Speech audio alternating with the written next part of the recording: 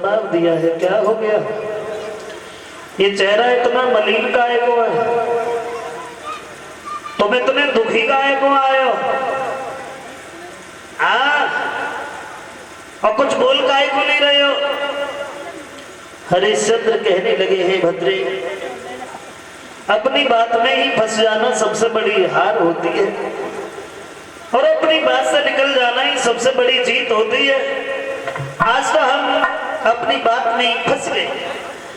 एक ब्राह्मण ने बातों ही बातों में हमारा सारा राजदान में ले लिया, लेकिन राज जाने का दुख नहीं है भद्रे। दुख तो केवल इस बात का है कि सब कुछ जाने के बाद भी हम कर्जेदार हैं, हम ऋणी हैं।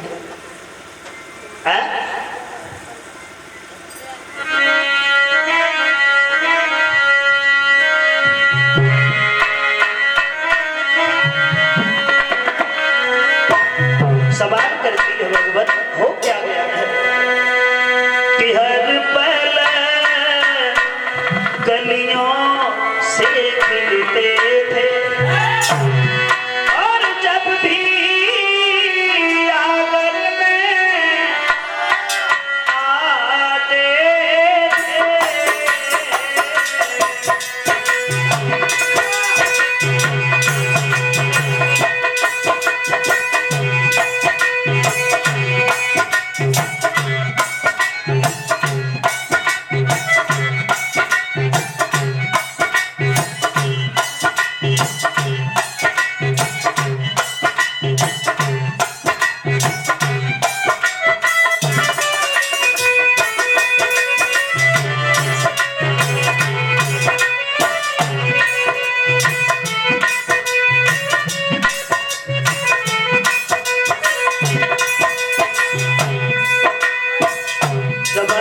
क्या हो गया भगवान? राज्य चला गया तो तुम दुखी हो गए?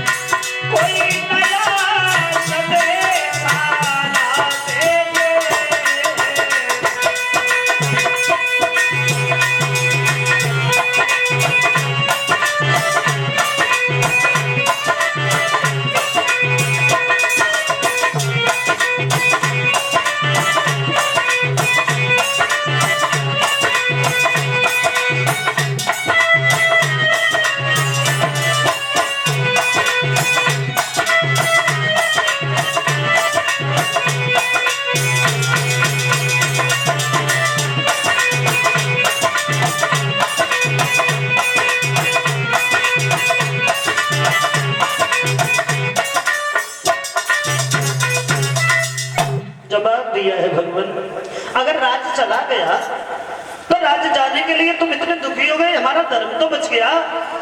जवाब दिया है, सबसे बड़ी बात तो यही है तारा, सब कुछ जाने के बाद भी हम कर्जेदार हैं, हम ऋणी हैं। ब्राह्मण का 60 भार सोना हमारे ऊपर उधार है। बात तो इसी बात की है, चिंता इसी बात की है। तुम्हारे पास में इसलिए आया हूं तारा, तुम्हारे पास इसलिए आए हैं, तुम हमारी धर्म की इस नाव को थोड़ा सहारा दे सकती हो तारा। मेरे साथ में बिक सकती हो तारा। तो तारा कहने लगी है, भगवान आप तो ऐसे पूछ रहे हो जैसे मैं किसी दूसरे की पत्नी है? तुम्हें पता नहीं है ये शरीर मेरा है, लेकिन इस शरीर पे अधिकार आपका है।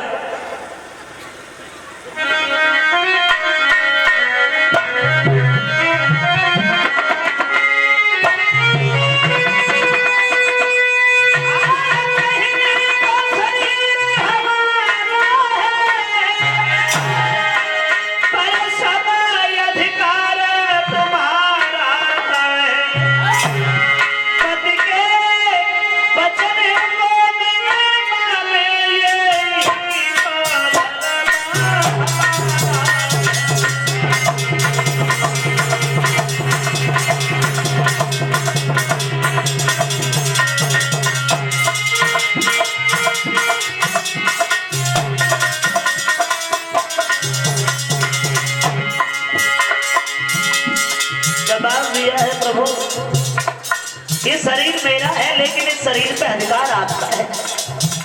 और स्त्री तो वही होती है जो पति के सुख में और दुख में साथ दे।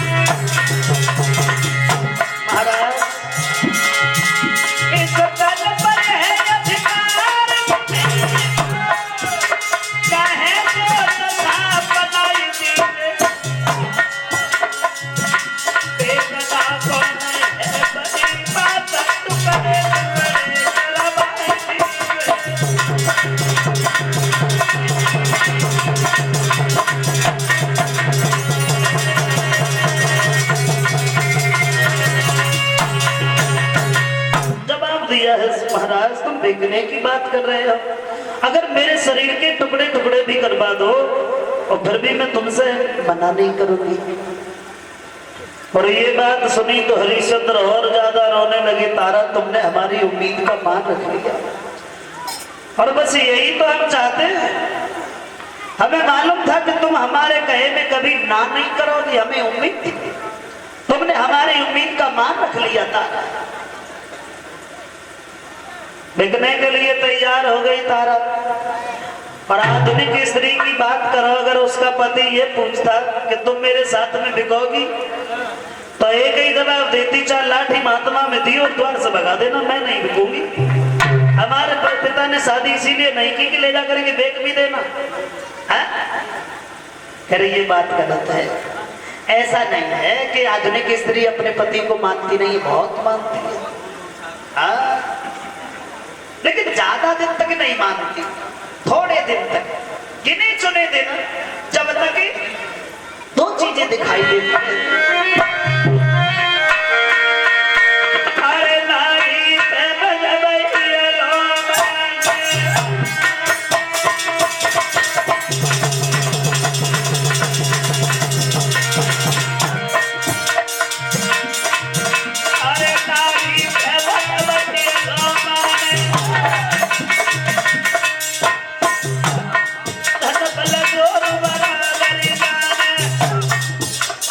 शरीर में शक्ति और जेब में पैसा जब तक है तब तक बड़ा सम्मान। तुमने देखा होगा, नहीं देखा हो तो अब देख लेना। बाहर से आओ, पैसा पैदा करके लाओ, घर में घुसो तो अम्मा मोह देखती है, बहु जेब देखती। हाँ, इतना ही अंतर है। जब तक इल्लू दिखा रखो तब तक बड़ी खुशामद, बिना मांगे रोटी तैयार, बिना मांगे पानी तैयार है? और फिर बाद में वही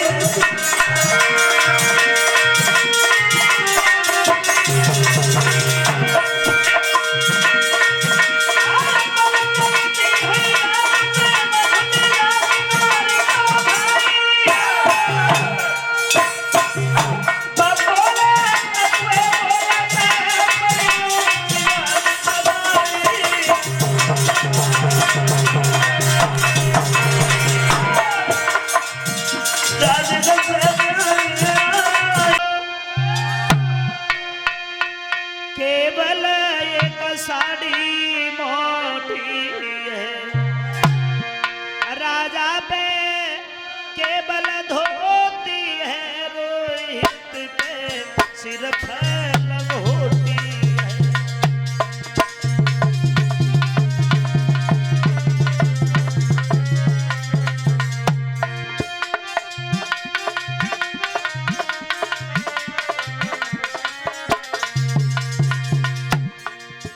फटे पुराने वस्त्र धारण करने के बाद तीनों प्राणी चले हैं।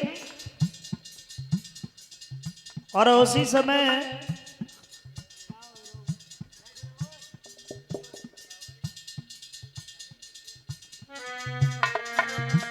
तारा की दासी ने देखा है तो पास में आ गई, जवाब दिया बहन कहीं बिकने जा रही हो, मैं भी तुम्हारे ही साथ चलूंगी। अरे तुम बिन कैसे रहूंगी भला अकेली, और किनसे मन की कहूंगी सुनो सहेली।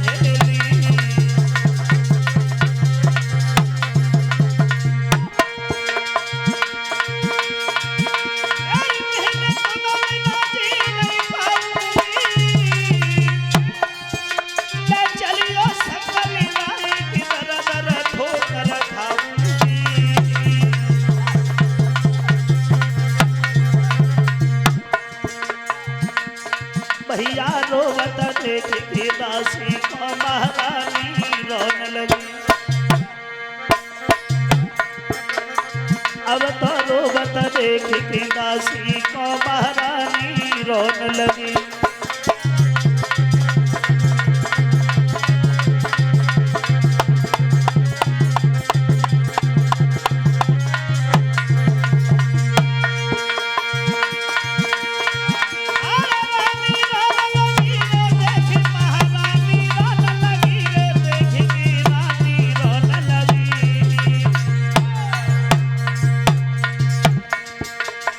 भैया रोवत देख के दासी को महारानी रोने लगी।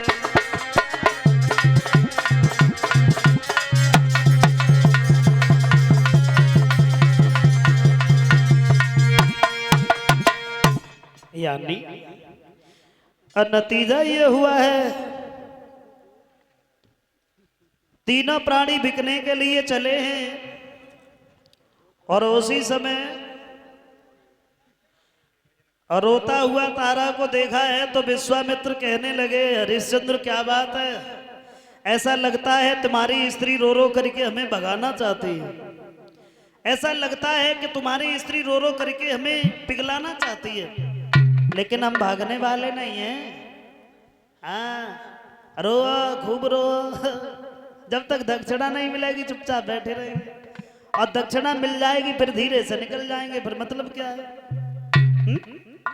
हरिश्चंद्र ने जवाब दिया है, भगवान ऐसा तो कुछ नहीं है, सबसे बड़ी बात तो ये है आप हमें बेकने कहाँ चलोगे। जवाब दिया काशी में, आगे आगे विश्वामित्र पीछे हरिश्चंद्र।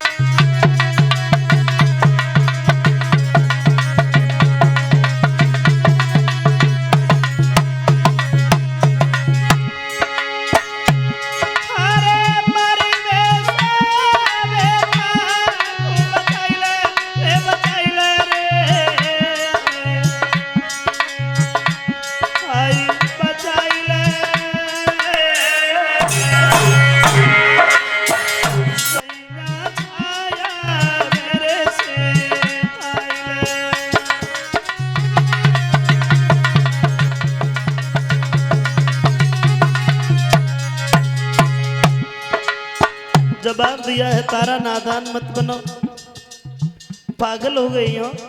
अरे जब तक इन ब्राह्मण देव का कर्ज हमारे ऊपर है, पानी पीना तो बहुत बड़ी बात है, पानी की तरफ देखेंगे तक नहीं।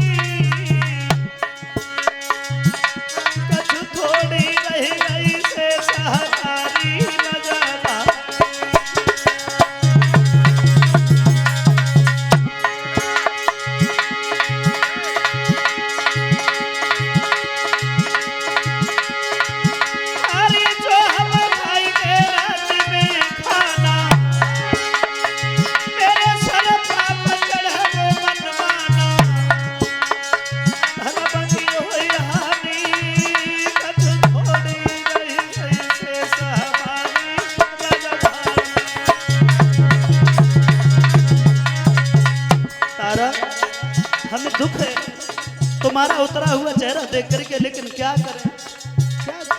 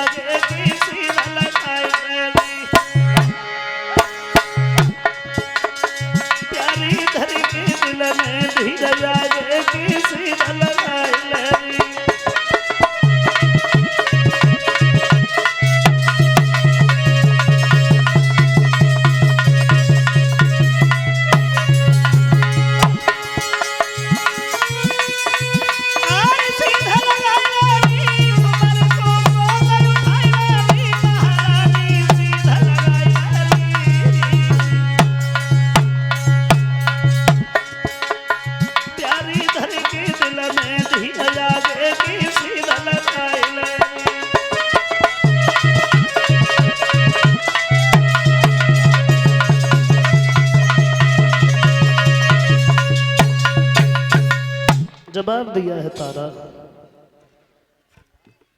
जब तक ब्राह्मण का कर्ज है तब तक पानी पीना बहुत बड़ी बात है, पानी की तरफ देखेंगे तक नहीं। और उसी समय आगे बढ़े हैं, रोहितास को लेकर के तारा चली है। थोड़ी देर के बाद में रोहितास से चला ही नहीं गया, बेहोश होकर के जमीन पे गिर गया। जवाब दिया महाराज अब तो रुक जाओ, खड़े हो जाओ। हरिश्चंद्र खड़े हो गए। विश्वामित्र ने पीछे मुड़ के देखा तो जवाब दिया क्या बात है हरिश्चंद्र, अरे ये बच्चा गिर कैसे गया, मर गया क्या? बोले मरा नहीं है, प्यास से व्याकुल होकर के गिर गया है। हाँ अभी प्यास से व्याकुल हुआ है, थोड़ी देर के बाद मर जाएगा। मर जाएगा तो तुम्हारा क्या बिगड़ेगा, नुकसान तो हमारा है। तुम तीनों में से एक भी मर गया तो कौन देगा संकल्प के पढ़ाई की दक्षिणा? हमारे कमंडल में जल है, ये जल ले जाओ और पिला दो। जिंदा बना रहे दक्षिणा मिल जाए, बाद में चाहे मर जाए, फिर कोई मतलब नहीं है। हाँ? उसी समय हरिश्चंद्र ने जवाब दिया, हे ब्राह्मण देव हम तो पानी नहीं पिलाएंगे, अगर रोहितास पिए तो तुम खुद जा करके पूछो। कमंडल में जल लेकर के रोहितास के पास पहुंच गए। जवाब दिया, रोहितास देख लिया तेरा पिता इतना निर्दयी है, तुझे पानी तक नहीं पिला सकता और तू उसके साथ में बिकने के लिए तैयार है। ऐसा करो, हमारे कमंडल में जल है, ये पानी पी लो। दोनों हाथ जोड़े, बाबा जी हम पानी नहीं पिएंगे। क्या पानी नहीं पियोगे? थोड़ी देर के बाद में तुम मर जाओगे, और मर जाओगे तुम्हारा क्या बिगड़ेगा, नुकसान तो मेरा है। तीनों में से एक भी मर गया, कौन देगा ये संकल्प पढ़ाई की दक्षिणा? पानी पी लो, जिंदा बने रहो। रोहितास कहने लगे हम पानी नहीं पिएंगे बाबा जी।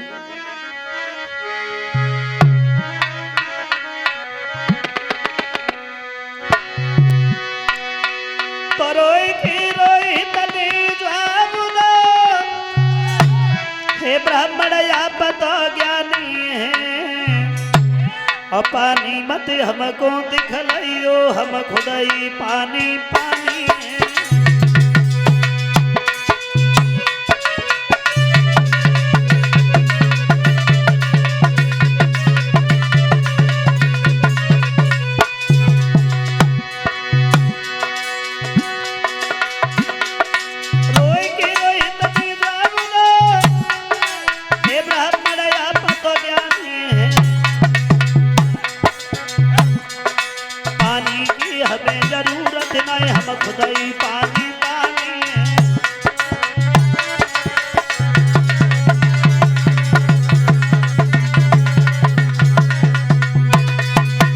जवाब दिया हम पानी नहीं पिएंगे, हाँ अगर रोहितास पिए तो उसे जाकर के पूछो। रोहितास ने भी मना कर दिया। तो जवाब दिया अगर पानी नहीं पियोगे तो फिर खड़े हो जाओ, उठो और चलो। रोहितास चलने लगे हैं, पैरों में छाले पड़ गए। तो तारा से एक बात कही है, मैया ये ब्राह्मण जो है इसके हृदय में दया नहीं है, अभी कितना और चलना है? तो तारा कहती है लाला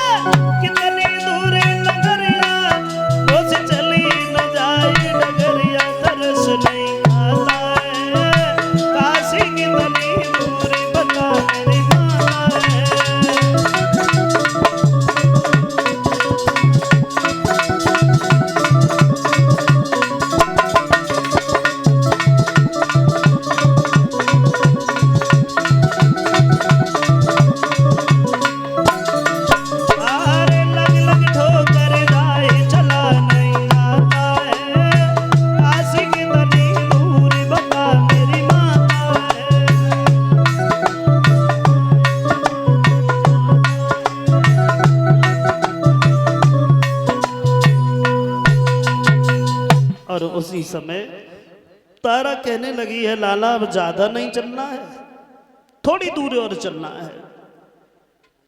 हैं? आओ एक छोटा सा कीर्तन बोल लेते हैं, फिर यहां से आगे देखें।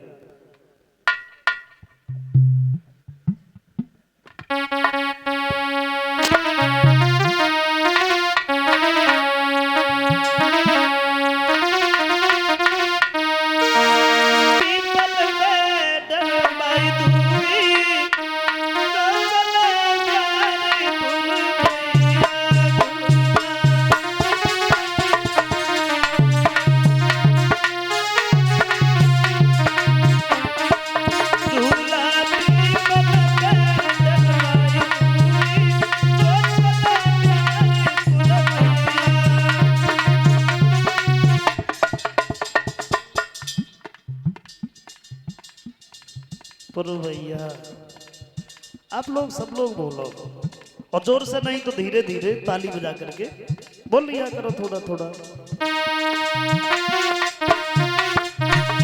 ऊंचे ऊंचे हाथ करके ताली। हाँ, अबे ठंड ना है, सब बगल में दे बैठे।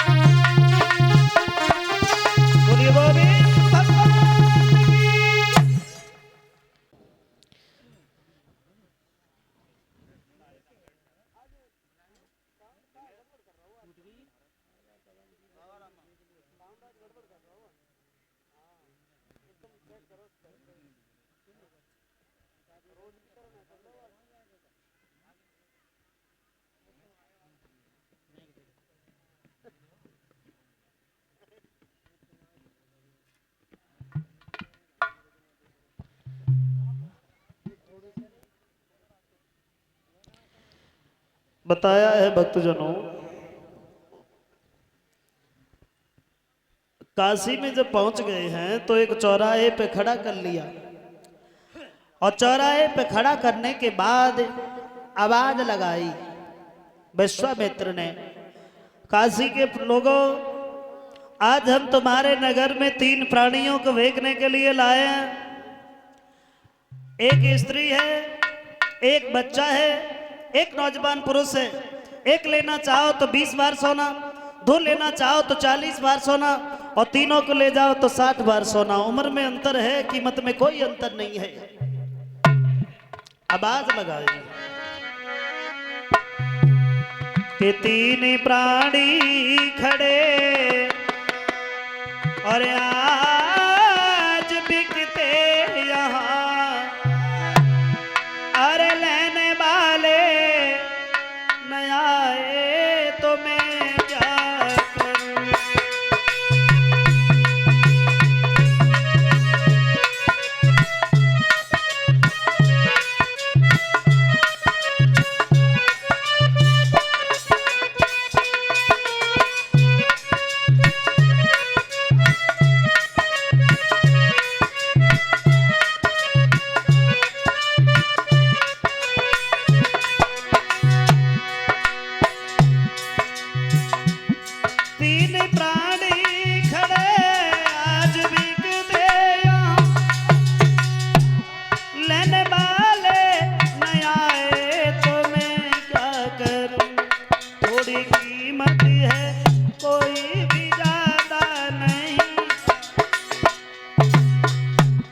थोड़ी कीमत है, कोई भी ज्यादा नहीं, फिर भी ले ना सके तो मैं क्या करूं।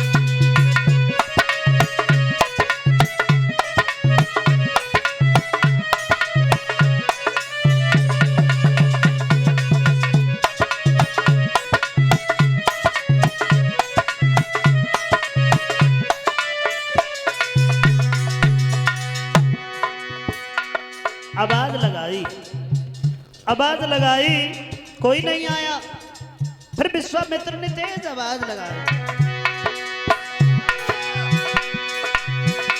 3 प्राणी खड़े आज बिकते यहाँ, बोलने वाले नहीं आए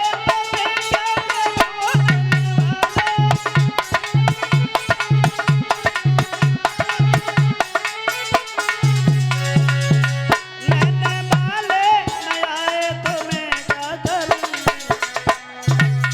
थोड़ी कीमत है, कोई भी ज्यादा नहीं, थोड़ी कीमत है, कोई भी ज्यादा नहीं, फिर भी ले ना सके तो मैं क्या करूं।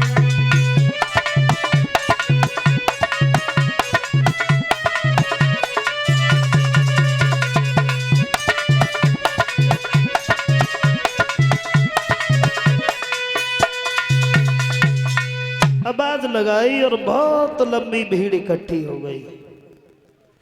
उसी समय उसी भीड़ को चीरता हुआ मेहतर पहुंच गया और जवाब दिया है, कौन बेच रहा है? जवाब दिया, हम बेच रहे हैं। इस नौजवान पुरुष की क्या कीमत है? 20 बार सोना। और इस बच्चे की 20 बार सोना। और इस स्त्री की क्या कीमत है? तो विश्वामित्र कहने लगे, एक लेना चाहो 20 बार सोना, 2 लेना चाहो तो 40 बार सोना। उम्र में अंतर है, कीमत में कोई अंतर नहीं है। हाँ, तो इस बच्चे का और इस स्त्री का हम क्या करेंगे? हाँ, इस नौजवान पुरुष को खरीद लेंगे, लेकिन खरीदेंगे तब जब ये हमारे यहाँ मरघटिये का काम करे, तो वैसे नहीं। तो जवाब दिया, कोई बात नहीं। आगे बढ़े, जवाब दिया, ऐसा करो इस नौजवान पुरुष को खरीद लेंगे। तो आगे बढ़े हैं हरिश्चंद्र और जवाब दिया, भैया तुम्हारे घर पे अगर कोई मरघटिये से भी घटिया काम हो तो वो हमें दे देना, उसे मैं करते रहेंगे। भूप ने कही मरघटिया से घटिया भी काम दे दीजिए, पर महाराज इस ब्राह्मण के मोहि ऋण से ऋण कर दीजिए।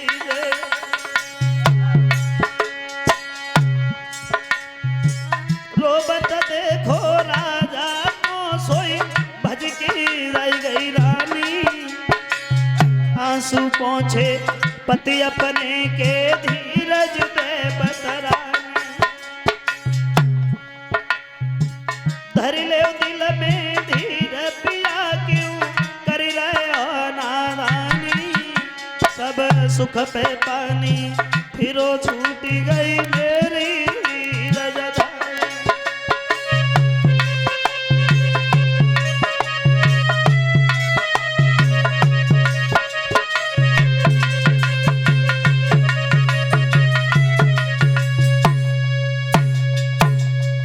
जवाब दिया है, महाराज रो काहे को रहे हो? अरे राज्य चला गया तो क्या हो गया है? कल तक राजा थे, आज बिक रहे हो तो क्या हो गया? ये समय है और एक सा नहीं रहता है प्राणी के जीवन में। ये श्रीमान विजयपाल सिंह जो ग्राम नवाबपुर से आए हैं, 100 रुपये भेंट कर रहे हैं, लिख रहे हैं कोई ब्रजेश शास्त्री जी का चुटकुला।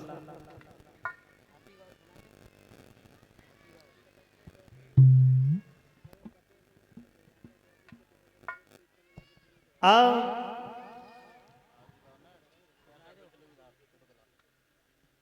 देख रहे हैं एक